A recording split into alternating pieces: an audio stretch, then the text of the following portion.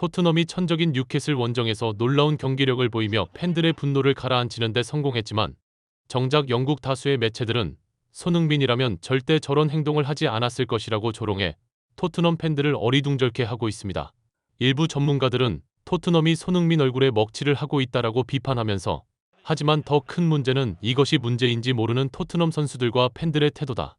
손흥민이 나가자 토트넘은 3류 클럽이 된 것이라고 지적해 또 다른 팬들의 궁금증을 자아냈습니다. 도대체 어떤 상황인지 더 풋볼이 자세히 알아보겠습니다.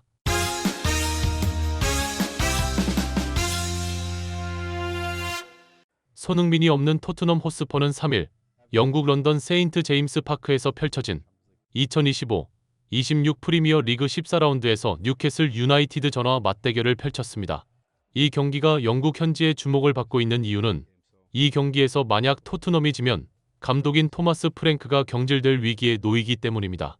토트넘은 이 경기에 앞서 벌어진 풀럼과의 홈 경기에서 경기 시작 6분 만에 2골을 얻어맞고 질질 끌려가다 쿠두스의 만회골로 겨우 0패를 모면 이 경기를 지켜본 토트넘 팬들이 경기 도중 등을 돌려 집에 가버릴 정도로 분위기가 굉장히 좋지 않은 상황입니다. 여기에 엎친 데 덮친 격으로 페드로 포로가 팬들의 야유에 화를 내며 라커룸으로 들어가 버렸고 이 태도를 비난하는 팬들에게 오히려 토마스 프랭크가 역정을 내며 선수 편을 들어 토트넘 팬들은 거의 선수단과 감독에게 등을 돌린 상태입니다. 토트넘 팬들은 손흥민이 없으니 아주 가관도 이런 가관이 없다고 말하면서 새로운 주장 로메로가 팀을 이끌기에는 리더십이 너무 부족한 것 같다. 손흥민의 빈자리가 너무 크다고 절망했습니다. 하지만 이런 토트넘 팬들의 반응에 대해 많은 국내 팬들은 손흥민이 있을 때는 리그 순위 17위 되었다고 리더십 없다고 하더니 손흥민 나가고 나서 팀이 더 엉망진창이 되니까 이제 와서 손흥민을 찾는다고 말하며 그때는 귀한 줄 모르다가 토트넘 성적이 나락으로 가니까 이제 와서 손흥민을 찾는 토트넘 팬들의 모렴치가 더욱 가관이라고 맹비난을 퍼부었습니다. 이런 뒤숭숭한 분위기에서 뉴캐슬 감독 에디 하우는 경기 전 인터뷰에서 토트넘은 좋은 선수단을 가졌다고 말하며 뉴캐슬은 홈에서는 강한데 원정에서는 약하다. 반면에 토트넘은 홈에서는 약한데 원정에서는 강하다. 내일 있을 경기에서 어떤 일이 펼쳐질지 흥미진진하다고 말했습니다. 몇몇 전문가들은 토트넘의 토마스 프랭크를 가장 많이 이긴 사람이 뉴캐슬의 에디 하우라고 말하면서 토트넘은 손흥민이 있을 때는 손흥민 혼자 뉴캐슬을 폭격해서 4대1로 이기기도 했는데 손흥민이 없으니 누가 골을 넣을지 토마스 프랭크가 선발 라인업을 짜는데 머리가 깨질 판이라고 말했습니다. 이들은 이어 토트넘이 뉴캐슬전에 앞서 가진 10경기에서 단 2승만을 거두고 2무 6패를 한 것도 모자라 홈에서 가진 7경기에서 단 1승만을 거둔 처참한 성적이 손흥민이 없는 자리를 공격수들이 전혀 메우지 못하기 때문이라고 말하면서 토트넘은 손흥민이 얼마나 대단한 선수인지 10년간 데리고 있으니까 저 정도는 그냥 아무나 데리고 와도 당연한 줄 알았던 것 같다. 자신들이 빅클럽이기 때문에 언제든지 손흥민 정도의 선수를 데려올 수 있다고 생각한 오만함에 무려 5천억 가까이 쏟아부어 오도베르, 텔, 콜로마우니, 히샬리송, 시몬스를 데려왔지만 쿠두스를 제외하고는 나머지들은 거의 쓰레기 수준의 플레이를 보이고 있다. 특히 시몬스는 손흥민의 등번호를 그대로 물려받았는데 경기력은 손흥민 발끝에도 미치지 못하는 수준이라고 말했습니다. 경기가 시작되자 토트넘은 앞선 경기에서 많은 팬들의 맹비난을 받은 것을 의식한 듯 전반을 0대0으로 마치고 후반전도 실점을 하지 않으면서 잘 버텨내 토트넘 팬들의 분노를 진정시켜주는 듯 했습니다. 하지만 후반 70분경 결국 뉴캐슬의 주장이자 수미형 미드필더 그리고 브라질 국가대표인 기마랑이스에게 선제골을 얻어맞고 0대1로 끌려가기 시작했는데요. 이 장면을 본 많은 국내 팬들은 뉴캐슬을 상대로 70분을 무실점으로 버텼으면 정말 잘한 거다라고 조롱하면서 이제 본물 터지듯이 실점을 하며 0대4로 대패하게 될 것이라고 일침을 가했습니다. 토트넘은 선제 실점을 한 뒤 분위기가 더욱 가라앉으면서 이렇다 할 공격 자체를 하지 못하며 무기력하게 끌려가기 시작했는데요. 그러나 이 분위기를 일순간에 바꾸며 상대 페널티 박스 안에서 헤딩슛을 동점골을 기록하며 팀을 구하며 누구도 예상치 못한 뜻밖의 선수가 등장합니다. 그는 다름 아닌 토트넘의 새 주장이자 센터백인 로메로인데요.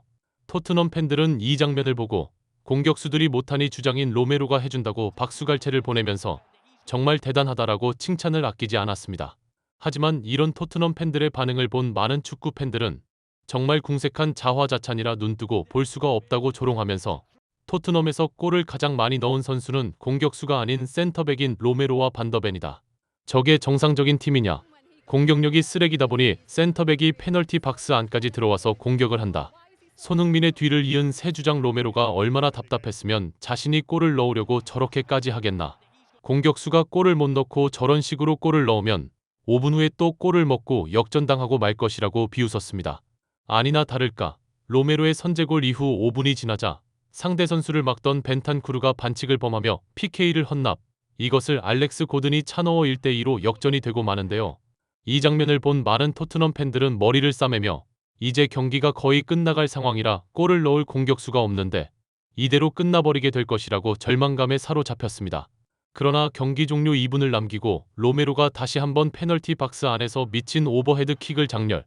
이것이 상대 골문 안으로 들어가면서 극적인 2대2 동점골이 터지는데요. 이 장면을 본 토트넘 팬들은 캡틴 손이 없으니 로메로가 새 주장으로서 팀을 이끈다고 극찬을 아끼지 않으면서 로메로가 2골을 넣다니 믿을 수가 없다고 말했습니다.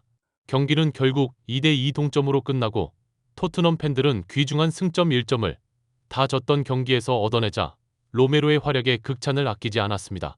하지만 경기가 끝난 후 로메로는 갑자기 상대팀 주장 기마랑이스와 언쟁을 벌이며 멱살잡이를 할 태세로 말다툼을 벌여 경기장은 순식간에 아수라장으로 변하고 마는데요. 이 장면을 보고 일부 전문가들은 로메로가 기마랑이스를 도발해서 생긴 일이라고 말하면서 기마랑이스가 선제골을 넣고 한 세리머니를 로메로가 골을 넣고 그대로 따라하면서 비웃어 기마랑이스가 화가 난 것이라고 말했습니다.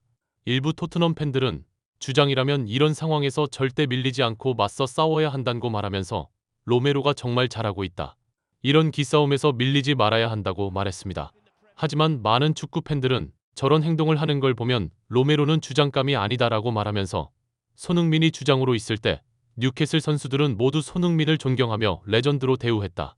손흥민이 한국에서 토트넘 소속으로 마지막 경기를 뉴캐슬을 상대로 했는데 그때 기마랑이스는 손흥민과 포옹하고 뉴캐슬 선수들을 모아 손흥민을 마중하며 이것을 본 팬들에게 큰 감동을 선사했던 선수다.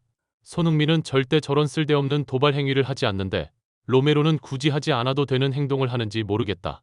상대팀과 싸우기 전에 팬들에게 화를 내고 라커룸으로 들어가 버리는 포로나 제대로 관리를 해라라며 일침을 가했습니다. 일부 전문가들은 토트넘 팬들은 손흥민이 지난 시즌 부상으로 제대로 뛰지 못했다는 것을 감안하지 않고 손흥민 내려치기에 골몰한 자들이라고 말하면서 정상적인 생각을 가진 자들이라면 손흥민을 향해 뉴캐슬 선수들이 보인 존경의 행동에 답례는 못할 망정 도발을 하며 일부러 싸움을 거는 주장 로메로의 품격은 정말 부끄러운 정도다.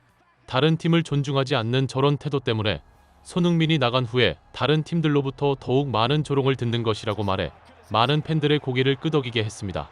구독, 좋아요, 좋은 댓글은 불타는 제작 열정을 더욱 불타오르게 합니다. 시청해주셔서 감사합니다. 이상 더 풋볼이었습니다.